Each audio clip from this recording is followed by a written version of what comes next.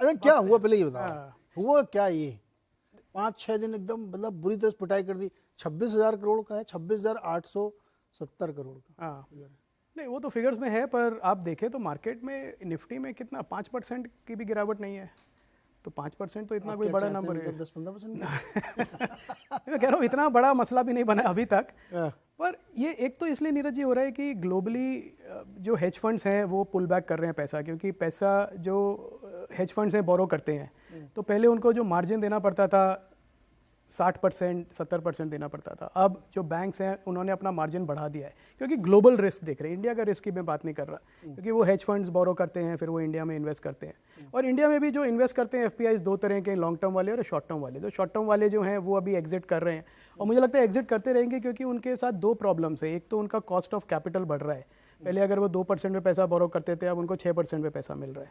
दूसरा उनको कम पैसा मिल रहा है, ओके, क्योंकि पहले अगर 100 रुपये की उनकी पोजीशन है तो उसके सामने उनको 60 रुपये बोरो कर सकते थे, तो अब वो 60-70 रुपये बोरो करते, अब वो नहीं कर पा रहे हैं, वो 50-40 रुपये कर पा रहे हैं। तो उनको वो पैसा मार्केट से निकाल के वापस देना अपने लेंडर को, क्योंकि लेंडर कह रहा है कि भाई ये इन्वायरमेंट ऐसा नहीं है जहाँ पे मैं ज़्यादा रिस्क लूँ तुम्हारे साथ, मार्केट रिस्क लूँ। तो उसकी वजह से पिछले 10-15 दिन में जो हमने देखा है करेक्शन वॉलेटिलिटी, वो इसलिए रही है क्योंकि पैसे की सप्लाई जो लिक्विडिटी ड्राइव करती है मार्केट को वो कम हो रही है। और अभी भी मुझे नहीं लगता कि कोई ऐसा ट्रिगर है कि वो वापस आ जाएगी, क्योंकि यूएस में रेट्स अभी भी हैं, स्टिकी हैं, कोई कम नहीं हो रहे हैं। आपने देखा जो वॉर सिचुएशन है, प्लस क्रूड प्राइसेस हैं, कमोडिटी प्राइसेस हैं, जनरल कमोडिटी प्राइसेस, गोल्ड के प्राइस आप देख लीजिए $2000 पे। तो हर तरह से एक जो मूड है ग्लोबल इन्वेस्टर्स का वो रिस्क ऑफ है। तो रिस्क ऑफ इन्वायरमेंट में लिक्विडिटी जो रिस्क एसेट्स में आती है इंडिया जैसे इमर्जिंग मार्केट में, वैसे ही कम हो जाती है। तो उसका इम्पैक्ट हमें दिख रहा है। दूसरी तरफ जो सुदीप जी ने कहा कि नहीं, पर हमारे जो लोकल फ्लोज है वो स्ट्रॉन्ग है, और वो हैं, वो उनकी बात एकदम ठीक है। मुझे नहीं लगता कि वो हिलेंगे। जो $2 बिलियन का एसआईपी है वो हिलेगा ज़्यादा मार्केट वॉलेटिलिटी से, मुझे नहीं लगता। पर क्या वो सफिशिएंट है सपोर्ट कर पाने को? हाँ, कि अगर एफपीआई सेलिंग आपकी जो हमने देखा 6 महीने एक तरफा पैसा आया अप्रैल से, और वो 1 महीने में जब वो वापस गया थोड़ा, तो उसका हमने इम्पैक्ट देखा। और दूसरी बात, एक तो ये हो रहा है नीरज जी की पैसा कम आ रहा है मार्केट में, दूसरी एक चीज़ जो हो रही है वो एक सेक्टर रोटेशन हो रहा है। जो लार्ज इन्वेस्टर्स भी हैं, एफपीआई इन्वेस्टर्स भी हैं, जो लॉन्ग टर्म इन्वेस्टर्स की अब मैं बात करता हूँ, अब वो भी अपने पोर्टफोलियोज को डिफेंसिव बना रहे हैं। वो डिफेंसिव बना रहे हैं, वो मिड कैप स्मॉल कैप, जहाँ लार्ज मिड कैप्स जो हैं, mid caps large mid caps, उसमें से निकल के प्रॉफिट बुक करके थोड़ा ओरिएंटेशन अपना वो अब लार्ज कैप्स की तरफ ले जा रहे हैं। ओके, तो एलोकेशन जो है, और प्रॉब्लम क्या होती है जब एग्जिट कोई करता है बड़ा fund small cap mid cap stock से, तो लिक्विडिटी इतनी होती नहीं है कि वो एग्जिट कर ले कन्वीनियंटली, तो इसलिए तोड़ के तो एग्जिट प्राइस तोड़ना पड़ता है। मतलब आपको अगर एक किसी कंपनी में 3% आपकी शेयर होल्डिंग है, आपको मार्केट में बेचनी है, तो आपको ब्रोकर को बोलना पड़ेगा कि भाई तू 10% नीचे तक बेच दे, निकल जाए। तो वही निकलते हैं, वो क्राउडेड एग्जिट होता है स्मॉल कैप मिड कैप में। और स्मॉल कैप मिड कैप में जब इतना बड़ा फॉल लोग देखते हैं, तो काफ़ी जो स्पेकुलेटिव इन्वेस्टर्स होते हैं वो भी बेचने आ जाते हैं डर के, तो उसकी वजह से वो एक बड़ा माहौल बन जाता है। तो आपने 2 बातें बताई। एक, आप ये कह रहे हैं कि कॉस्ट ऑफ फंड बढ़ गई है हेज फंड के लिए, मार्जिन वर्जिन ज़्यादा देना पड़ रहा है, तो उनको लगता है कि यहाँ पे बेचना चाहिए, क्योंकि रिस्क की पावर टू ऑन, मतलब इमर्जिंग को जोड़ लें तो इसलिए थोड़ा कम करें। दूसरा रीजन है कि पोर्टफोलियो चर्निंग भी लोग कर रहे हैं, इस वजह से बेच के लोग जा रहे हैं, और हो सकता है बॉन्ड में लगा रहे हो पैसे, 5% का सेफ इन्वेस्टमेंट वो है, बिल्कुल है। पर मुझे लगता है बॉन्ड में इक्विटी इन्वेस्टर जा रहे हैं, पर जो अगर प्राइसेस वहाँ बढ़े तो इनकी कॉस्ट ऑफ कैपिटल बढ़ रही है। एग्जैक्टली, तो उनको जो रिटर्न देनी पड़ रही है वो ज़्यादा देनी पड़ती है, तो वो नहीं अफोर्ड कर पा रहे हैं। तो वो कह रहे हैं कि अभी हम यहाँ से निकल के और किसी और सस्ते मार्केट में या सस्ते एसेट क्लास में चले जाते हैं यहाँ से। तो ये एक दोनों चीज़ें हो रही हैं साइमल्टेनियसली। पर इसकी वजह से आपने जो मार्केट में करेक्शन देखा वो मिड कैप और स्मॉल में ज़्यादा है, शार्प करेक्शन से। एक दिन में बड़े मिड कैप स्मॉल कैप 7-8% 10% गिर गए। आज कवर भी हो गए क्योंकि वापस थोड़ी बाइंग आई। बहुत इसमें डिबेट चलती है। अच्छा, वो डिबेट में बाद में लेके आता हूँ कि सिस्टमिक रिस्क है। पहले मल्होत्रा जी, आपने भी बेचा क्या कि चलो यार मिड कैप से निकले, बहुत रिस्क? खरीदा ये तो भाई गजब। सर अपनी स्टोरी सुनाइए सर, क्या खरीदा, ऐसा कैसे हिम्मत कर गए आप? आपके सामने आपने डोमेस्टिक इंस्टीट्यूशंस की फिगर दी, उन्होंने भी खरीदा। सो अगर 26,000 करोड़ एफआईआई ने बेचा, so there is a set of investors लगभग बराबर उनकी तो मजबूरी है सर, खरीदना पड़ेगा ही। नहीं, मजबूरी नहीं है। अगर आप देखें ना, एफआईआईज की जो पावर है कि हम पहले क्या करते थे, एफआईआई जितने बेच रहे हैं तो मार्केट डाउन आ रही है, शॉर्ट टर्म में तो वो उनकी ठीक है, वैसा होता है, but medium to longer term ना डोमेस्टिक इन्वेस्टर्स की रिटर्न बहुत बेटर है एफआईआई के। और एफआईआई जब बेचते हैं तो शॉर्ट टर्म में क्या होता है, जैसे अभय जी ने कहा अभी कि 7-8% नीचे तोड़ के बेचेंगे। तोड़ के बेचेंगे। हम जब खरीद रहे होते हैं, जब यूफोरिया होता है, तो आप पूरी अपनी पोजीशन खरीद नहीं पाते हैं, क्योंकि जैसे ही आप प्राइस पे डालते हैं प्राइस ऊपर हो जाता है, फिर आप डालते हैं फिर ऊपर हो जाता है। ये जो डेज होते हैं ना, जहां 8% 10 दिन में चीज 25% नीचे आ गई है, these are beautiful opportunities for us कि जहां जहां पोजीशन आप नहीं बना पाए थे या जहां आप बनाना चाहते हैं, आप अपनी पोजीशनिंग स्टार्ट कर दीजिए। भाई इसमें यहाँ पर रुको, ये एक बहुत ट्रिकी क्वेश्चन है। जैसे मिड कैप की स्टोरी चली, खूब ऊपर गया, और वो जब गिरना शुरू होता लोग कहते हैं भाई अभी इससे निकलने की स्टोरी ओवर हो गई है इसमें, आप कह रहे हैं कि वो अपॉर्चुनिटी है। हम क्या करते हैं, सब मिड कैप्स को एक ही पेंट से ब्रश कर देते हैं, हाँ। एक ही ब्रश से सॉरी पेंट कर देते हैं। ऐसा नहीं होता लाइफ में।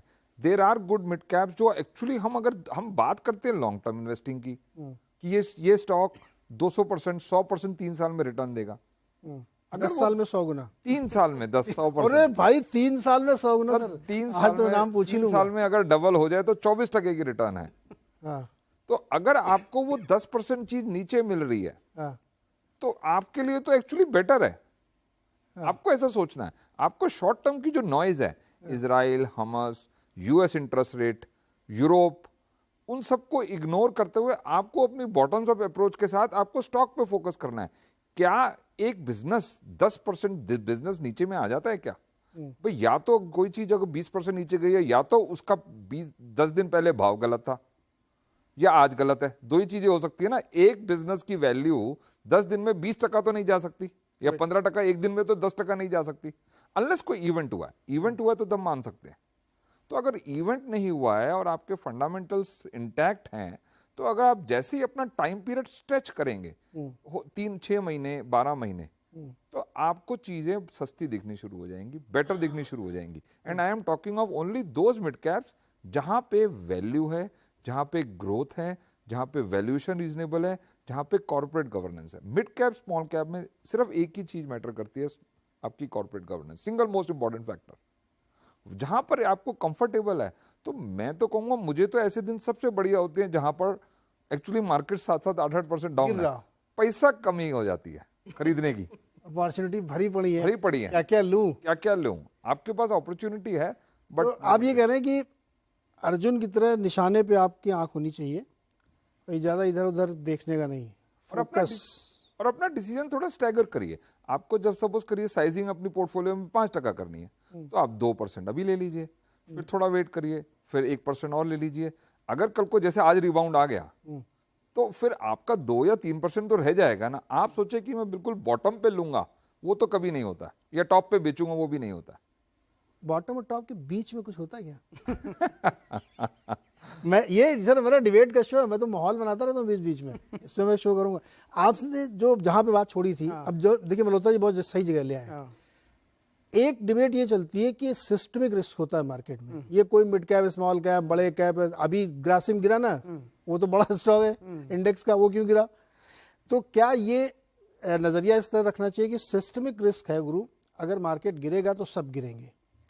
आप बोला हो सकता है थोड़ा ज़्यादा गिरे अगर आप मिड कैप स्मॉल कैप में हो, क्योंकि उसमें जैसे लिक्विडिटी का इशू है तो थोड़ा तोड़ के बेच दिया तो ज़्यादा गिर गया, इसलिए फोकस कैप की बजाय बिजनेस पे रखो, ये कह रहे हैं आप? बिल्कुल, वो तो उस बात पे कोई डिबेट हो नहीं सकती मेरे हिसाब से, वो तो परम सत्य है। बिजनेस और बिजनेस के साथ पर उसकी वैल्यूएशन क्या है, क्योंकि मेरी जो रिटर्न आएगी और मेरी जो सेफ्टी है वो वैल्यूएशन से भी आती है। क्वालिटी हम सब समझते हैं, वो मैं एज्यूम करता हूँ आपके सब दर्शक इतना शो देख देख के सब समझ गए कि भाई अच्छी क्वालिटी की कंपनी क्या होती है, अर्निंग्स, उसकी मैनेजमेंट, कॉर्पोरेट गवर्नेंस, वो सब अच्छी। पर उसके बाद एक सवाल उठता है कि मैं उसका वैल्यूएशन क्या दे रहा हूँ। मेरी प्रॉब्लम ये है कि पिछले 6 महीने के mid cap small cap rally में कई स्टॉक्स ऐसे हैं जो अनफेयर वैल्यूएशन लेवल पे चले गए हैं, सिर्फ इसलिए कि लोग चेज कर रहे हैं वो स्टॉक। और मुझे लगता है कि अगर इन्वेस्टर्स के पास वो स्टॉक है पोर्टफोलियो में जो एक अनफेयर अच्छी कंपनी है पर अनफेयर वैल्यूएशन पे है, 60 time P multiple, 100 time P multiple, जो उनका ग्रोथ रेट आगे का जस्टिफाई नहीं करता है, कि अगर वो यहाँ से अपनी अर्निंग्स डबल कर लें 3 साल में फिर भी वो मल्टीपल महंगा है। तो एक समय है कि अब ये समय है कि उसको प्रॉफिट बुक करके आप और रीडिप्लॉय करिए दूसरे स्टॉक्स में जो उसी लेवल के हैं पर वैल्यूएशन उनकी रीजनेबल है। तो आई थिंक इन्वेस्टर्स के लिए ये चर्न करते रहना इवन फॉर फंड मैनेजर्स बहुत ज़रूरी है to beat the market on a consistent basis. नहीं तो क्या होता है, आप एक स्टॉक ले लिया आपने, वो चला, डबल हो गया, ट्रिपल हो गया, आप खुश हैं, मैं खुश हूँ एज अ फंड मैनेजर, बहुत अच्छे, पर मैं ये भी तो देख रहा हूँ कि मेरा रिस्क जो है उसका स्टॉक का बढ़ रहा है, वैल्यूएशन रिस्क, कि अब वो मेरे जो लेवल था, फेयर वैल्यू लेवल था, उससे बहुत आगे चला गया है। अभी आपके हिसाब से अभी महंगा है? कुछ पॉकेट्स में महंगा है, जैसे पीएसयू बैंक्स का एक पॉकेट चला था, पीएसयूज ओवरऑल, डिफेंस स्टॉक, जो थीम्स चली काफी, सारी चली अच्छी चली, और मैं कोई जजमेंटल नहीं उसके बारे में, इक्विपमेंट चले, सभी चल पड़े तो अच्छे हैं, चले। पर अब मुझे लगता है कि कोई इन्वेस्टर्स, और जो इन्वेस्टर्स किस्मत वाले हैं, फॉर्चुनेट है, जो राइट टाइम पे आ गए और उन्होंने देख लिया, अब उनको ये सोचना चाहिए कि अब यहाँ से कितना चलेंगे, या फिर मैं यहाँ पे थोड़ा प्रॉफिट बुक करके एलोकेशन अपनी कम करके, मैं नहीं कहता पूरा निकल जाए, ऐसे अरुण जी ने कहा एलोकेशन थोड़ी कम करके बुक करके और रीडिप्लॉय करिए, आप पोर्टफोलियो को और थोड़ा डिफेंसिव बना लीजिए जी, तो फिर वो वापस चलेगा। अभी सुदीप जी से एक सवाल लेके मैं आपके पास और एक कठिन सवाल लेके आता हूँ। सुदीप जी, फॉर द टाइम बीइंग, इस समय के लिए क्या ये मिड कैप और स्मॉल कैप की स्टोरी ओवर है? टाइम बीइंग के लिए, मतलब हमेशा के लिए कुछ भी नहीं खत्म होता, लेकिन इस समय के लिए फिलहाल आपको लगता है कि थोड़ा दूर रहना चाहिए? ये मैं अभय जी और अरुण जी जो कह रहे हैं, मैं उसके साथ बिल्कुल सहमत हूँ कि मिड कैप और स्मॉल कैप को हम लोग, मतलब मिड कैप मतलब ऐसा लग रहा है कि एक शेयर का नाम मिड कैप है, जैसे मतलब मार्केट में लोग देखते हैं, और स्मॉल कैप मतलब ऐसा है कि एक शेयर का नाम स्मॉल कैप। ये बहुत सारे तरीके के बहुत सारे कंपनीज हैं, पर्टिकुलरली मिड कैप में अगर देखेंगे, ऐसे ऐसे कंपनीज हैं जो कि मैं तो कहूंगा कुछ लार्ज कैप से भी बेटर गवर्नड है, अपॉर्चुनिटी ज्यादा है, और शायद ग्रोथ प्रोस्पेक्ट भी बहुत अच्छा है। तो मैं ये नहीं मानता हूं कि मिड कैप या स्मॉल कैप का स्टोरी खत्म हो गया है, पर हाँ ये बात जरूर है कि जैसे मार्केट पॉजिटिव नेगेटिव दोनों साइड में रिएक्ट करता है। जब मार्केट ऊपर जा रहा था तब भी सारे mid caps were being painted in same brush and सब ऊपर जा रहा था, तो मतलब आप गलती से भी कोई भी शेयर खरीद लो तो वो भी ऊपर जा रहा था, शायद आपको दूसरा शेयर खरीदना था, आप जब गिर रहा है तब भी वही हो रहा है, तो वो शायद गलत है। मिड कैप में भी अच्छे काउंटर्स हैं जहां पे हम जरूर खरीदारी कर सकते हैं, और लार्ज कैप में तो बहुत अच्छा अपॉर्चुनिटी है, क्योंकि कुछ लार्ज कैप काउंटर्स ऐसे हैं जहां पे तो वैल्यू, जबरदस्त वैल्यू दिख रहा है, और ये जो गिरावट आया है उसके बाद तो और भी अच्छा वैल्यू दिख रहा है। ओके, लार्ज कैप में ज्यादा वैल्यू दिख रहा है। अब वो वाले कठिन सवाल पे आते हैं। आप दोनों लोगों से सवाल है मेरा, मान लीजिए किसी ने एक 100 रुपए का स्टॉक खरीदा, वो हालांकि निजी तौर पे मेरी फिलॉसफी में कोई कैप वैप नहीं मानता हूँ, छोटी कंपनी भी बहुत संस्कारी हो सकती है और बड़ी कंपनी बहुत दुराचारी हो सकती है, तो इसलिए संस्कार वाली कंपनी तो किसी भी साइज़ की, छोटा आदमी भी संस्कारी होता है ना, तो मैं नहीं मानता कैप वैप कुछ भी। लेकिन एक कंपनी, इसका टिकट साइज 100 रुपये था और वो स्टॉक किसी ने लिया, अब वो हो गया 100 से 180, 6 महीने में, 8 महीने में, 1.5 साल में। इस झटके में वो गिर के बचा अब 115 रुपये, क्या करे वो? कठिन सवाल है, पहले अरुण जी बताएंगे। बताइए अरुण। नीरज जी, जो आपने सवाल पूछा ना, उसमें हमने सिर्फ प्राइस डिस्कस किया, 100, 180, 115, ये कहीं भी हमने ये जिक्र नहीं किया कि उस बिजनेस की वैल्यू कितनी है। अगर उस बिजनेस की, 1 मिनट, उस बिजनेस की वैल्यू 200 है, हम 180 पे नहीं बेचा, हम वेट कर रहे थे 200, तो आज वो 115 आ गया तो मैं तो खरीदूंगा। अगर उस बिजनेस की वैल्यू ही आपकी इस हिसाब से 140-50 है, इस क्वेश्चन को मैं अभी देख, हाँ, तो आपको 180 पे बेच देना चाहिए था। 100 वाला 180 हुआ था बेचारा, 1 साल से लेके वैल्यू कितनी है? नहीं, वो गिर के 115 आ गया इस 6 दिन के झटके में, उसको लगा यार फंस गया मैं, अब निकलना चाहिए। शुक्रवार की तेजी वो फिर 130 हो गया।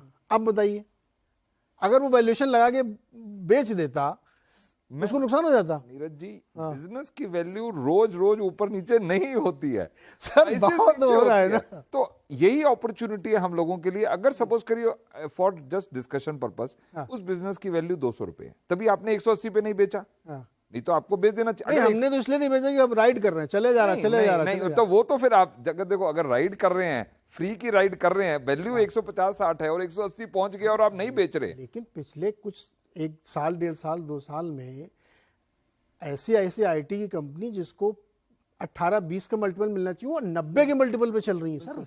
नीरज जी, ये 50 में बेचते तो भी नुकसान था। शॉर्ट टर्म में ये सब इरेशनैलिटी हो सकती हैं, बट अगर आप लॉन्गर टर्म में देखेंगे ना, वो पूरी सब चीजें बैलेंस हो जाती हैं। ओके, कोई भी चीज लॉन्गर टर्म ये 80-90 के मल्टीपल पे नहीं चल पाती अनलेस वहां पर कहीं वैल्यू है या इतना बड़ा ह्यूमंगस ग्रोथ कहीं ना कहीं आने की उम्मीद है और आता है। अगर नहीं आएगा तो वो वापस, और हमने कितनी बार देखा साइकिल में, 1 बार 2 बार 5 बार, 92, 96, 2001, 2008, कितनी बार हमने देखा है कि वो सब वापस आ जाता है। और जो कमाया होता है, आपने कहा ना, जो फ्री राइड ले रहे थे, वो वापस आपको मार्केट में देना पड़ता है। आप क्या करेंगे सर? मैं 2 बातें कहूंगा। एक तो आपने सवाल पूछ के बहुत सारी दुखती रगों पे हाथ रख दिया। नहीं, ये देखिए, मैं पहले डिस्क्लोजर, इस शो में मैं सिर्फ वही सवाल पूछता हूं जो लोगों के दिमाग में चल रहा है। मैंने कई बार हमेशा ओपनिंग में कहता हूं कि इस समय आपके मन में जो सवाल है मैं वही पूछूंगा, क्योंकि इस समय हर आदमी यही पूछ रहा है, यार वो 180 वाला 120 पे आ गया, अभी रखो कि अब निकल जाओ, 20 रुपये ही बचा लूं, अब क्या करना चाहिए? तो ये सवाल आपका एकदम परफेक्ट सवाल है, और ये एक्सपीरियंस है, मैं आपको बताता हूँ इसका। अगर आपको स्टॉक मार्केट में बने रहना है लंबे समय तक, आपको एक इन्वेस्टर लंबे समय तक बने रहना है, तो आपको एक बड़ा डिसिप्लिन, और आप रिटेल इन्वेस्टर, मैं नहीं कह रहा फंड मैनेजर, आप रिटेल इन्वेस्टर हैं, आपको एक बड़ा डिसिप्लिन अप्रोच रखना पड़ेगा।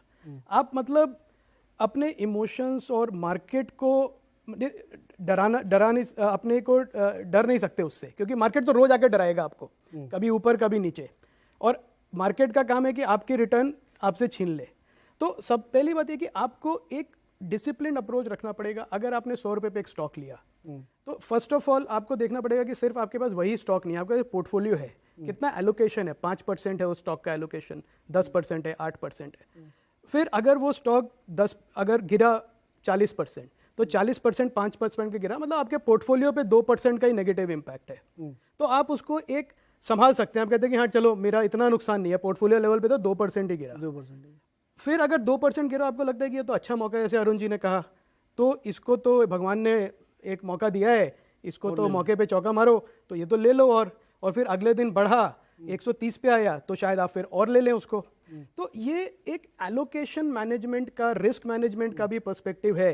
तो कोई स्टॉक ज़्यादा वॉलेटाइल हो, अगर आपके पास एक पोर्टफोलियो में कम से कम 20 स्टॉक हैं, 30 स्टॉक है, जिसको आप रेगुलरली वेटेजेस एडजस्ट कर रहे हैं एज ए रिटेल इन्वेस्टर भी, तो मुझे नहीं लगता कि एक स्टॉक के ऊपर नीचे जाने से कोई किसी को परेशानी होगी, इन्वेस्टर, लॉन्ग टर्म इन्वेस्टर को। पर अगर आप ऐसे इन्वेस्टर हैं जो आप एक ही स्टॉक लेके बैठे हैं, नहीं तो बड़ी मुश्किल का काम है। देखिए, ये आप दोनों लोगों का सवाल एकदम सही है, लेकिन हम लोग जब पीस टाइम में बैठे हुए हैं ना, शांति काल में, तब ये जवाब बहुत अच्छे लगते हैं। जब आप युद्ध काल में होते हैं ना, धक धक धक धक धक धक होता है, अरे यार मार्केट में क्या तबाही मची हुई है, 20 रुपये भी फायदे में हूँ, क्योंकि कल हो सकता है वो 90 में मिले। ये साइकोलॉजी प्ले होती है मार्केट में। इसमें मैं ये नहीं कह रहा हूँ कि कोई गलत सोच रहा है, सही सोच रहा है, वो डर लगता है आदमी को। उसका जवाब उसको, जैसे आपने भी समझाया कि भाई पोर्टफोलियो लेवल पे देखो क्या है, अरुण जी ने कहा कि भाई वैल्यूएशन भी देख लो, तो मगर तुम फ्री की पतंग उड़ा रहे थे, तो कहीं ना तो पतंग कटनी है आपकी। तो ये, लेकिन चूंकि ये साइकोलॉजिकल क्वेश्चन है, अब इसी क्वेश्चन को मैं थोड़ा टिल्ट कर देता हूँ, फिर सुदीप जी के पास जाता हूँ। अगर आपको इस कॉन्टेक्स्ट में अपना पोर्टफोलियो सेफ करना है, कैसे करेंगे? तो जैसा मैं एडवाइस ही नहीं दे रहा, मैं पोर्टफोलियो आपको की बता रहा सेफ्टी हूं, सेफ्टी जो हम कर रहे हैं पिछले महीने भर से, वो ये है कि एक अच्छी रिटर्न्स हो बन गई, तो अब हम ज़्यादा लालची भी नहीं होना चाहते। आपने 40% रिटर्न पोर्टफोलियो में अगर बना ली 6 महीने में, तो मुझे लगता है कि जो रिस्क इन्वायरमेंट है अभी ग्लोबली, कि सारी चीज़ें ऐसी लग रही हैं कि शायद और ख़राब हो सकती हैं, तो उस इन्वायरमेंट में पोर्टफोलियो को डिफेंसिव बनाना थोड़ा वो अच्छा है for a long term investor also. मैं ये नहीं कह रहा कि आप एक ट्रेडिंग के मूड में आ जाए। तो हमने क्या किया है कि हमने जो काफ़ी मिड और स्मॉल कैप्स थे, अपनी हमारी एलोकेशन 75% थी, वो हमने काट के 45% कर दी, और वो जो पैसा आया 30% का, उसको हमने डिप्लॉय किया थोड़ा लार्ज कैप्स में, जिन्होंने पार्टिसिपेट नहीं किया है। लार्ज कैप्स ने काफ़ी अंडर परफॉर्म किया है, आपने देखा, बड़े स्टॉक्स हैं। मैं बाय रिकमेंडेशन नहीं दे रहा, पर नाम बता रहा हूँ, जैसे कोटक बैंक आप देख लें, HDFC बैंक देख लें, रिलायंस देख लें, बड़ी बड़ी कंपनीज हैं जिनके स्टॉक्स अभी अंडर परफॉर्म कर रहे हैं। तो एक लॉन्ग टर्म इन्वेस्टर के लिए अच्छा मौका है कि आप थोड़ा डिफेंसिव बनाने के लिए, क्योंकि इन कंपनीज की अर्निंग्स और वैल्यूएशन दोनों आपके फेवर में है, तो उसको थोड़ा एलोकेट करें, लार्ज कैप को बढ़ाएं अपने पोर्टफोलियो में, और थोड़ा कैश रखें 10-15% कि जैसे कल का दिन था, उस तरह की अपॉर्चुनिटीज़ मिले तो आप डिप्लॉय कर सकें, क्योंकि अपॉर्चुनिटीज़ पक्का मिलेंगी। मार्केट इतना वोलेटाइल है ग्लोबली इस समय, कुछ भी हो सकता है। तो थोड़ा कैश रखें पोर्टफोलियो में, लार्ज कैप में अपना बढ़ाएं और स्मॉल कैप में कम करें, ये मेरी एडवाइस होगी। आप भी यही करेंगे सर? आई थिंक इस बात से सहमत हूँ अभय जी की। ये जो डाइवर्जेंस है ना लार्ज कैप मिड कैप का, अब मिड कैप बेच के आपको लार्ज कैप ले लेनी चाहिए। लार्ज कैप ऑल पैरामीटर से, हिस्टोरिकली, करंट वैल्यूएशन और ग्रोथ देखिए, हाथी बड़े बड़े बैंक्स हाथी 20-22-24% से ग्रो कर रहे हैं। फिर आप, और वैल्यूएशन भी हिस्टोरिकली लो है, 2 साल से कहीं मूव नहीं कहे हैं। उनकी रिटर्न होगी -10 से लेके +5% के बीच में, सारे लार्ज कैप्स। जब 2 साल मूव नहीं किए, 20-24% से ग्रो कर रहे हैं, तो आपको दिमाग लगाना ही नहीं चाहिए।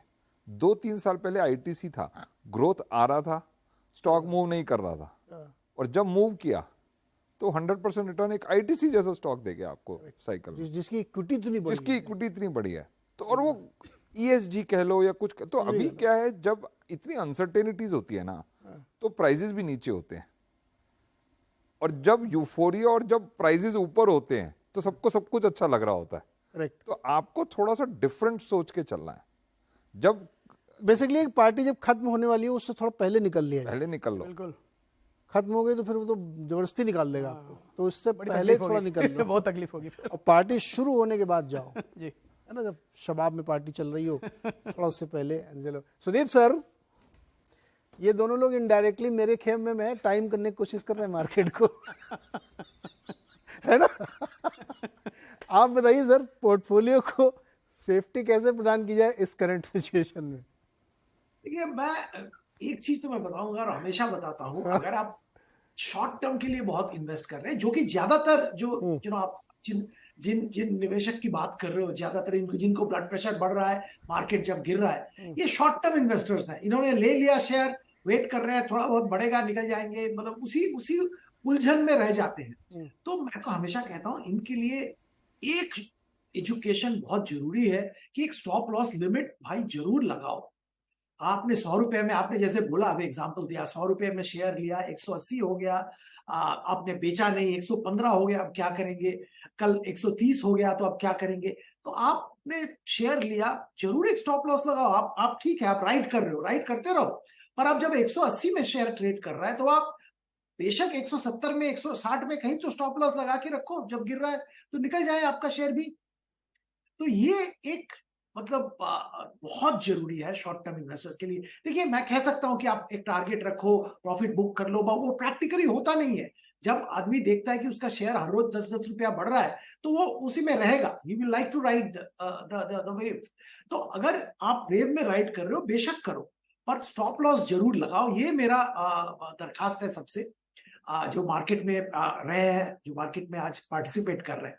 और अगर आप लॉन्ग टर्म इन्वेस्टर हो, आप लॉन्ग टर्म के हिसाब से कोई शेयर ले रहे हो, तो आपने स्टडी किया है, आपने सब कुछ देखा है, तो कंपनी अचानक ऐसा कोई जियोपॉलिटिकल बड़ा इवेंट हो रहा है, थोड़ा थोड़ा गिर रहा है, तो आपको उसमें घबराने की क्या बात है? जैसे अरुण जी कह रहे थे कि आपको अगर लगता है कि वो शेयर का इंट्रिंसिक वैल्यू 200 रुपया है, तो आप उसमें बेझिझक निवेशित रहिए, क्या प्रॉब्लम है? आपने तो लंबी अवधि के लिए लिया है, आपको मालूम है कंपनी अच्छा है, मैनेजमेंट क्वालिटी अच्छा है, गवर्नेंस ठीक है, तो क्यों आप स्ट्रेस ले रहे हैं मार्केट का? मार्केट ऊपर नीचे होता रहे।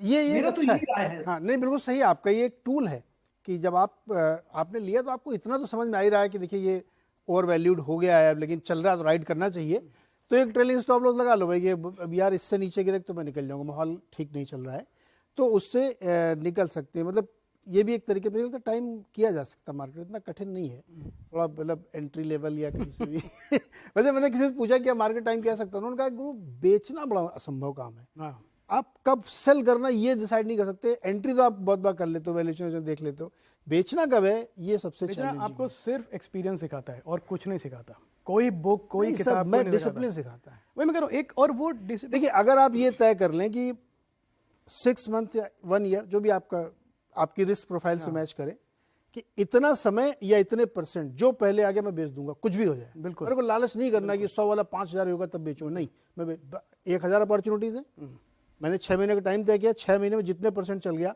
अगर मान लीजिए 20% पहले ही चल गया वो, तो मैं कल बेच दूंगा उसको। तो एक तरीके से आप एक टाइम कर सकते हैं। बहरहाल इस पे एक शो हमारा करना, मैं तो सिर्फ माहौल बना रहा हूँ सबको शामिल करके। अगला एक क्वेश्चन बड़ा इंपॉर्टेंट है जो लोग पूछते रहते हैं, ट्विटर में भी डालते हैं बहुत।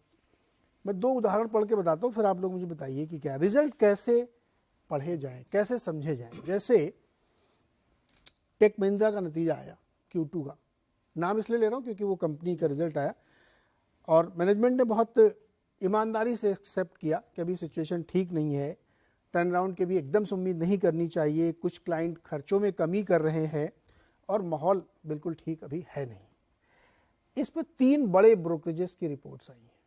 एक नोमुरा के इन्होंने बाई कॉल दी, गोल्डमैन सैक्स के इन्होंने सेल कॉल दी, HSBC के उन्होंने होल्ड कॉल दी। अब मैं ये नहीं कह रहा हूं कि इन तीनों में से कोई गलत है, ये डिस्क्लोजर है, सबका अपना अपना एनालिसिस हो सकता है। लेकिन मेरा दर्शक मुझसे पूछता है जब मैं सुबह ट्वीट करता हूं कि भाई साहब इसमें किसकी रिपोर्ट माननी है, तो मेरे को भी नहीं पता किसकी बताऊं मैं। तो आप मुझे बताइए विद्वान लोग कि ये क्या है, एक ही रिजल्ट को 3 लोग अलग अलग तरीके से पढ़ रहे हैं, तो हमारे दर्शक कैसे समझे विदाउट सेइंग कि किसी की रिपोर्ट गलत है। अभी बिल्कुल नहीं कह रहा हूं। देखिए एक मजे की बात यह है कि बाय हो या सेल हो, प्राइस लो टारगेट, वो एक टाइम के लाइन लें अगर हम 6 महीने 1 साल 2 साल 3 साल, तो वो सारी करेक्ट हो सकती हैं। मतलब वो उस प्राइस पे भी जा सकता है, उस प्राइस पे भी जा सकता है। तो वो पर जो एनालिस्ट हैं वो अपने एजम्पशंस लेते हैं, वो मैनेजमेंट कमेंट्री को देख के, रिजल्ट्स को देख के वो एजम्पशंस लेते हैं कि कितनी ग्रोथ आएगी। किसी का एक्सपेक्टेशन है कि यूएस मार्केट टेक महिंद्रा के केस में जल्दी टर्न अराउंड हो जाएगा तो उसका भाव ज़्यादा होना चाहिए, किसी का है कि नहीं टर्न अराउंड होगा तो ये प्रॉब्लम कंटिन्यू तो उसका कम प्राइस रहेगा। तो मेरे को ये लगता है कि रिटेल इन्वेस्टर्स को सिर्फ एक छोटा हेडलाइन पढ़ के मूड नहीं बना लेना चाहिए। और ये हमने देखा जब टेक IPOs आए थे, इतने बड़े बड़े कंपनीज के नाम लेने की जरूरत नहीं है, सबको मालूम है, और सब एनालिस्ट की उस टाइम पे कंसेंसस व्यू था कि ये तो 5,000 जाएगा, ये 10,000 जाएगा, ये, और वही स्टॉक सब मतलब 1/4 द प्राइस है, और वो बाय रिपोर्ट अभी भी हैं। हाँ। थोड़े कम प्राइस पे हैं पर अभी भी वो बाय रिपोर्ट ही रहती हैं। तो आप, मेरे को लगता है रिटेल इन्वेस्टर्स को इन एनालिस्ट को कम्प्लीटली इग्नोर कर देना चाहिए, क्योंकि ये जो रिपोर्ट्स हैं ये ज़्यादा छपती हैं इंस्टीट्यूशनल इन्वेस्टर्स के लिए, फंड मैनेजर्स के लिए, वो मीडिया में आती हैं ऑब्वियसली क्योंकि विजिबिलिटी मिलती है, पर विदाउट गेटिंग द कॉन्टेक्स्ट, ये देख के इस एनालिस्ट ने इस पे इतना टारगेट लगाया तो मतलब 800 रुपये का स्टॉक है और टारगेट 1200 है तो ये तो ले लेना चाहिए। मुझे लगता है वो गलती है, वो नहीं करनी चाहिए। वो उसका कोई गारंटी नहीं है। इनफैक्ट मैं अपने एक्सपीरियंस से कहूँ तो मुझे लगता है कि 50-60 से ज़्यादा जो एनालिस्ट, शायद हो सकता है अरुण जी उससे भी ज़्यादा हो, वो गलत होती हैं। मैं एक्सपीरियंस से बता सकता हूँ आपको। तो उन टारगेट्स पे मुझे नहीं लगता किसी को जाना चाहिए। हाँ, क्योंकि कॉन्टेक्स्ट। एक और उदाहरण देता हूँ, उसके बाद फिर मैं क्योंकि हम ये जानना चाहते हैं कि कैसे रीड करें। एशियन पेंट के रिजल्ट आए है ना, इसमें 3 ब्रोकरेज रिपोर्ट का एग्जांपल है। HSBC ने by call the, target 4,000। Morgan Stanley की अंडरवेट है, टारगेट 2702 रुपये। जेफरीज की अंडर परफॉर्म है, टारगेट 2500 रुपये। अब 2500 से 4,000 1500 रुपये की रेंज है सर। वही लोग तो पढ़ रहे हैं ना उस रिपोर्ट को, जो एनालाइज करके अपनी रिपोर्ट बना रहे हैं, चाहे जिसके एनालिस्ट हो। इतना वेरिएशन ये कैसे होता है? अरुण जी आप कुछ प्रकाश डालें, कैसे रीड करें हमारे दर्शक लोग इसको? सर ये वेरिएशन होता है जैसा अभय जी ने कहा, एजम्पशन से और वैल्यूएशन से। कोई उसको 60 का मल्टीपल दे रहा है, कोई 40 का दे रहा है, किसी को कहीं मैक्रो में प्रॉब्लम लग रही है, किसी को लग रहा है कि जैसे नेक्स्ट फेस्टिवल सीजन आने वाला है तो पेंट्स का यूजेज सबसे ज्यादा होता है तो वहां पर उसको मोमेंटम मिल जाएगा, वॉल्यूम ग्रोथ आ जाएगा। दूसरा है कि जैसे जो सेल या होल्ड पे हैं, जो लोअर रेंज पे हैं 2500 वाले, कंपटीशन बढ़ रहा है, एक बड़ा प्लेयर पेंट में घुस रहा है। अब वो कितना मार्केट शेयर ले पाएगा, ये हर एक की डिफरेंट एजम्पशन है। कुछ ना कुछ तो प्रेशर डालेगा, या तो वॉल्यूम पे डालेगा, मार्केट शेयर लेगा, या मार्जिन पे डालेगा। मैं लोअर मार्जिन करके बड़ा प्लेयर हूं, बैलेंस शीट मेरे पास है, लोअर मार्जिन करके बेचूंगा तो प्रेशर आएगा दूसरे की प्रॉफिटेबिलिटी पे। तो कितना कैसे रोल आउट होगा, हर एक की एजम्पशंस डिफरेंट रहती है। और ये कंपनीज वैसी हैं जो 10, 20, 30, 40 साल से इन्वेस्टरों को पैसा बना कर दिया है। तो जो लॉन्ग टर्म इन्वेस्टर्स हैं वो तो इसको हाथ नहीं लगाते हैं। जो दूसरे इंस्टीट्यूशनल इन्वेस्टर्स हैं, क्योंकि वैल्यूएशन ज्यादा है, क्योंकि रिस्क बढ़ गया। अगर आप 5 साल पहले देखें और आज देखें तो वो बड़ा प्लेयर्स नहीं थे मार्केट में, तो रिस्क बढ़ गया। तो वही मल्टीपल देना हिस्टोरिक वाला वो गलत होगा। तो आपको गलत, इसलिए अगर आप देखें तो 1, 1.5, 2 साल से स्टॉक कहीं भी गया नहीं है। तो ये बहुत सारे मल्टीपल फैक्टर्स होते हैं और हर एक आदमी का अपना एजम्पशन, अपना एजम्पशन है। किसी को लगता है कि ग्रासिम के आने से पेंट इंडस्ट्री में तूफान आ जाए, किसी को लगता नहीं कुछ नहीं होगा, नंबर 1 प्लेयर तो बनी आपको रहेगा। एक इंडस्ट्री का मैं सीक्रेट बताता हूँ हाँ। कि कोई फंड मैनेजर इन रिपोर्ट्स को ध्यान नहीं देता है, हाँ। ना इनको ज़्यादा पड़ता है सब अपना रिसर्च करते हैं।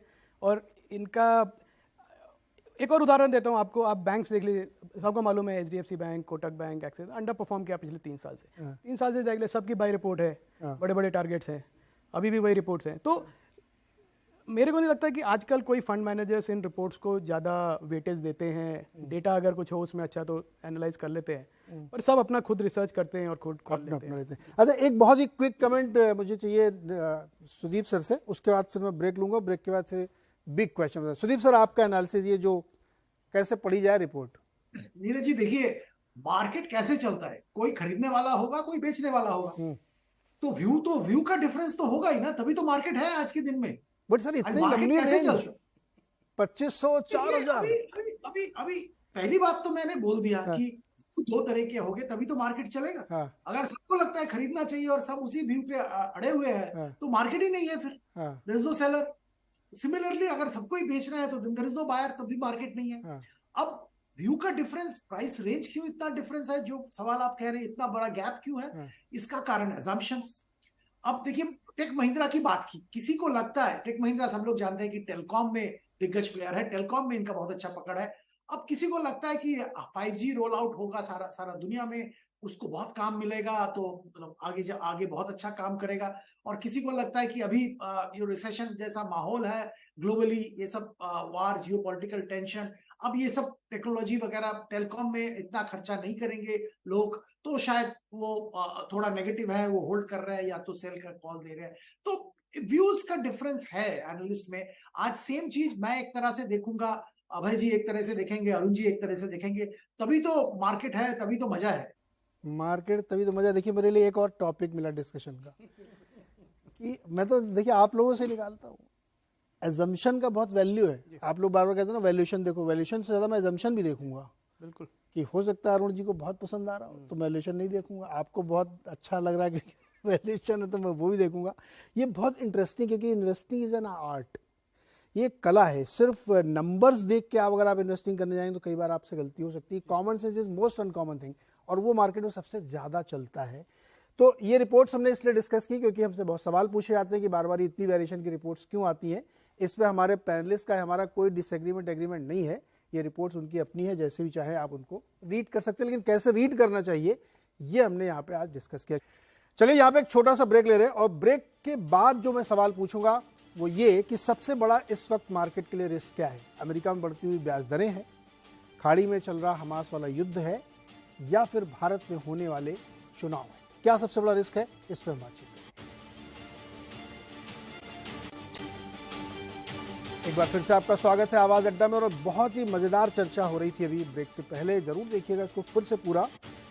मैंने कहा था कि 3 मुद्दे हमें दिख रहे हैं, कोई एक आपको चुनना है। सबसे बड़ा इस वक्त मार्केट के लिए रिस्क क्या है? अमेरिका में बढ़ती ब्याज दरें, खाड़ी में चल रहा युद्ध, या भारत में होने वाले चुनाव? क्या एक बताइए कोई रिस्क? नहीं, जैसे हम डिस्कस कर रहे थे नीरज जी, जो सबसे बड़ा रिस्क जहाँ से बात पूरी शुरू हुई, इलेक्शन तो अभी आने हैं और युद्ध बाद में शुरू हुआ, पर जो इन्वेस्टर्स को पिछले काफ़ी समय से डरा रही है बात, वो है इंटरेस्ट रेट्स, और स्पेशली जो यूएस के फेड के रेट्स हैं। और अब डर ये है कि यूएस फेड अगर रेट काटेगा भी तो भी रेट्स नहीं गिरेंगे, और वो इसलिए क्योंकि जब भी यूएस अपना डेफिसिट फंड करने के लिए बॉन्ड्स इशू करता था, तो जो सेंट्रल बैंक्स हैं दुनिया भर में वो खरीदने के लिए आ जाते थे। सबसे बड़ा उसमें चाइना था, चाइना, इंडिया, यूरोप, जापान बड़े बायर्स थे। तो एक बड़ा अच्छा अरेंजमेंट था कि फेड डिसाइड करता था क्या रेट पे दूंगा, वो लोग ले लेते थे, रख लेते थे। अब वो बायर्स नहीं रहे, चाइना एक्चुअली सेल कर रहा है यूएस बॉन्ड्स, और वो आई थिंक पिछले 15 साल की लोएस्ट होल्डिंग पे आ गया, और अभी भी रुक नहीं रहा है। तो अपना सेकेंडरी मार्केट में वो बॉन्ड्स बेच रहा है, लेने की तो बात छोड़ दीजिए आप। जापान खुद अपनी इकॉनमी पंप प्राइम करने के लिए अपना इकॉनमी के लिए कर रहा है। तो जो बड़े बायर्स हैं यूएस डेट के, वो निकल गए हैं। तो अगर इस इन्वायरमेंट में कोई कहे कि अगर यूएस का बॉन्ड 10 साल का 5% पे फेड ने रेट काट के 4% कर दिया, तो अगर 5% पे कोई बॉन्ड लेने का तैयार नहीं तो वो 4% पे क्यों लेगा? बायर ही नहीं है आपका। तो एक जो बड़ा कंफर्टेबल रिलेशनशिप था कि पूरी दुनिया यूएस के डेफिसिट को फंड करती थी, वो चला गया है। अब वो पूरा डामाडोल हो गया। तो उसकी वजह से यूएस, और जो यूएस का डेफिसिट है वो रुकने को तैयार नहीं है। मतलब दिन के 30-35 बिलियन डॉलर वो बोरो कर रहे हैं इस समय। $100 बिलियन तो युद्ध के लिए मांग रहे हैं। युद्ध के लिए मांग रहे हैं और वो रुक ही नहीं रहे। मतलब उनका कोई पॉलिटिकली भी कोई, और इलेक्शन का टाइम है तो वैसे ही वो नहीं काटना चाहते। अभी जो उन्होंने प्लेजेस किए थे जब डेट सीलिंग हिट हुई थी, वो सारे भूल गए लोग। वो सब खत्म। तो इस इन्वायरमेंट में कि आप एक कॉन्स्टेंटली बोरो करे जा रहे हो, आप एक ऑलमोस्ट सिंगल हैंडेडली सारा पैसा सक किए जा रहे हैं, तो रेट्स तो बढ़ेंगे ही ना। फिर आप इतना डेट इशू करना चाहते हो तो आपको ज़्यादा रेट देना ही पड़ेगा। तो अब फेड रेट काटे या ना काटे, मुझे तो लगता है इससे भी आगे बात चलेगी। फेड का कंट्रोल नहीं है इसमें। आपको बताऊँ वो भी नवंबर 3rd वीक में आने वाला है, वो डेट सीलिंग वाला वापस से। हाँ, लोग भूल गए, वो याद दिलाएगा अभी। बिल्कुल। अभी फेड की मीटिंग के बाद हम लोग उस पर रोज बात करेंगे। आ गया फिर से वो, हर 45 दिन में आ रहा है। वरुण जी, आपके लिए सबसे बड़ा रिस्क आपको क्या लगता है मार्केट के लिए हो सकता? रिस्क, चिंता या इवेंट, क्या व्हाट एवर इसे? आई थिंक यूएस का जो इंटरेस्ट रेट है, हम क्या कर रहे हैं पिछले 20-30 साल का देखते हैं, इतना लो रहा है, हाईएस्ट रहा है। मुझे नहीं लगता वो वापस अब वो 1-1.5 में कभी जाएगा, एटलीस्ट नेक्स्ट 5-10 साल। तो हमें अपने को ये डाइजेस्ट करना पड़ेगा कि ये यूएस इंटरेस्ट रेट 4% के करीब, 5% के करीब कुछ टाइम तक रहेगा ही रहेगा। जैसा अभय जी ने एक्सप्लेन किया कि कितने डिफरेंट रीजंस हैं, और वहाँ पर एम्प्लॉयमेंट काफ़ी स्ट्रॉन्ग है। तो जो वहाँ पर, और नॉर्मली ये देखा गया पिछले रिसेशंस में या पिछले जितने भी डिप्स आए हैं, कि जब फर्स्ट इंटरेस्ट रेट इंक्रीज होता है उससे करीब 18 से 24 महीने के बाद इकोनॉमी में आपको साइंस दिखने लगते हैं कि उसका इम्पैक्ट क्या है, कहाँ कहाँ डिमांड कम हुई, कहाँ कहाँ जो साइंस ऑफ रिसेशन है। तो मुझे लगता है अगले 3-6 महीने में आपको यूएस से नेगेटिव इकोनॉमिक डेटा आएगा, और इंटरेस्ट रेट मुझे नहीं लगता यहाँ से अब और आगे बढ़ेंगे। थोड़े टाइम तक वो यहीं पर स्टेबल रहेंगे। ओके। इससे एक बहुत ट्रिकी सिचुएशन है अरुण जी इसमें। जैसे अभी जीडीपी नंबर आया 4.9%, है ना, 4.5 के अनुमान से भी ज़्यादा है। हालांकि गोल्डमैन सैक्स ने रिवाइज कर लिया था। मेरा मानना है कि जितनी मुझे इकोनॉमिक्स समझ में आती है कि अगर ग्रोथ रेट हो रही है बढ़िया, तो रेट कट तो आप भूल जाओ। क्यों करेगा भाई? जब आप हाई एलिवेटेड रेट पे ग्रोथ दे रहे हो तो मैं क्यों कम करूंगा? और ग्रोथ हो रही तो जॉब आ रहे हैं, तो रेट कट तो मुझे लगता है बस ऐसा ही कर रहे हैं कि भूल जाइए आप, अभी तो संभव ही नहीं है। एलिवेट लॉन्गर फॉर हायर, वो नहीं सॉरी हायर फॉर लॉन्गर, वो कितना लंबा चलेगा अभी पता है, कहना मुश्किल है, ये लंबा जाएगा। सुदीप सर, क्या खेल है भाई? आपको क्या रिस्क लगता है सबसे बड़ा? ये मैं तो अभय जी और अरुण जी के साथ सहमत हूं। आप लोग जो डिस्कस कर रहे थे वो डिस्कशन से सहमत हूं। हाँ। पर मुझे जो लगता है इंडिया मार्केट के लिए रिस्क दूसरा है। हाँ। 5% आपके पास रेट, यूएस रेट चला गया था 4.99, वहां से थोड़ा कम हुआ। और I completely agree, US economy बहुत स्ट्रांग है। मैं खुद भी यूएस में घूम के आया, और वहां जॉब का डिमांड भी इतना स्ट्रांग है, तो जीडीपी तो अच्छा होगा ही, वो तो रहेगा। बहुत जल्दी ये कम होने वाला नहीं है। और ये सारे जो फैक्टर्स अभय जी कह रहे थे, अरुण जी कह रहे थे, वो बिल्कुल सही है। पर आप एक चीज देखिए जो मुझे लगता है कि 4.5-5% के बीच में भी अगर रेट रहा, तो मुझे नहीं लगता है कि विदेशी निवेशक इंडिया में निवेश करना बंद कर देंगे। क्योंकि इंडिया का जीडीपी ग्रोथ और इंडिया का करेंसी का स्टेबिलिटी अगर रहे तो इंडिया में पैसा आएगा। क्योंकि अब यूएस के बाहर जहां वो लोग कंफर्टेबल है निवेश करने के लिए, वो इंडिया है। यूरोप में नेगेटिव ग्रोथ है, चाइना में कोई निवेश नहीं करना चाहता बिकॉज ऑफ मल्टीपल रीजंस। और इंडिया ऐसा मार्केट है जहां पे उनको अभी भी लग रहा है कि निवेश करके मुनाफा, प्रॉफिट बुक कर पाएंगे। सबसे बड़ा रिस्क जो मुझे लगता है इंडिया के लिए वो है जो जियोपॉलिटिकल का जो फॉल आउट है कि क्रूड ऑयल प्राइस बढ़ना। और ये क्रूड ऑयल प्राइस इंडिया के लिए एक भयंकर चीज है कि अगर क्रूड ऑयल प्राइस बढ़ता रहे तो इंडिया का इकोनॉमी, इंडिया का कैपिटल मार्केट, इंडिया के कॉर्पोरेट रिजल्ट्स सब बिगड़ जाते हैं। और वो अगर बिगड़े तो इंडिया का जीडीपी ग्रोथ कम हो जाएगा, इंडिया का बैलेंस ऑफ पेमेंट में गड़बड़ आ जाएगा। तो फिर विदेशी निवेशक coupled with US high interest rates India में इंटरेस्ट लेना बंद करेंगे। तो मुझे तो लगता है सबसे बड़ा प्रॉब्लम जो है वो ऑयल प्राइस बढ़ना और जियोपॉलिटिक्स के साथ वो रिलेटेड है। क्रिस वुड भी आपकी बात से सहमत है कि जो खाड़ी में युद्ध चल रहा है उसको मार्केट इग्नोर कर रहा है। मार्केट इग्नोर ये क्या कर रहा है, बल्कि वो ज़्यादा बढ़ के रिस्क ले रहा है कि देखते पहली मिसाइल कब दगती है ईरान के ऊपर या कहीं। तो ये एक्चुअली बहुत इंटरेस्टिंग बात कही सुदीप सर ने कि अगर अनफॉर्चुनेटली ये कहीं भी एस्केलेट हो गया, लीबिया में हो गया, सीरिया में हो गया, लेबनान में हो गया या इराक में हो गया, तो फिर क्रूड रोके नहीं रुकेगा सर, और वो बिगेस्ट रिस्क होगा। फिर बॉन्ड डील तो सब भूल जाओ, पहले तो क्रूड संभालो। तो जो क्रिस वुड कह रहे हैं ग्रीड एंड फियर में अपनी जेफरीज वाले, ये इंटरेस्टिंग पॉइंट है। बट इसमें एक ही सिल्वर लाइनिंग मुझे दिखती है कि ना तो यूएस चाहता वर्ल्ड वॉर हो या कोई बड़ा युद्ध हो, ना यूके चाहता, ना फ्रांस चाहता, इवन रशिया भी नहीं चाहता। वो एक युद्ध में इतना झेल चुका है कि किसी का मन नहीं है या हिम्मत नहीं है। लेकिन यू नेवर नो, युद्ध तो हमेशा पागलपन की स्थिति में ही होते हैं। कब किसी का दिमाग सटक जाए, मिसाइल दगा दे तो हो गया फिर। तो ये बात आपकी सही है सुदीप सर कि कोई ना कोई एक ऐसा रिस्क हो सकता है।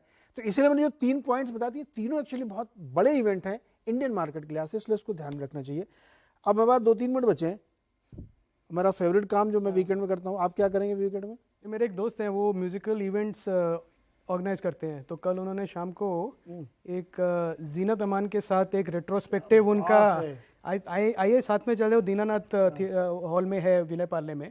तो उसमें मैं जाऊंगा कल। तो कहाँ पे है ये दीनानाथ ऑडिटोरियम विले पार्ले में। तो शैलेश पेठे करके हैं, वो डीडी पे भी अपने तो उसमें जीनत अमान जी क्या करेंगी? तो उसमें वो आके बताएंगे कि कौन से उनके फेवरेट सॉन्ग्स हैं, कैसे फिल्म हुए, और साथ में वो सॉन्ग्स प्ले होंगे।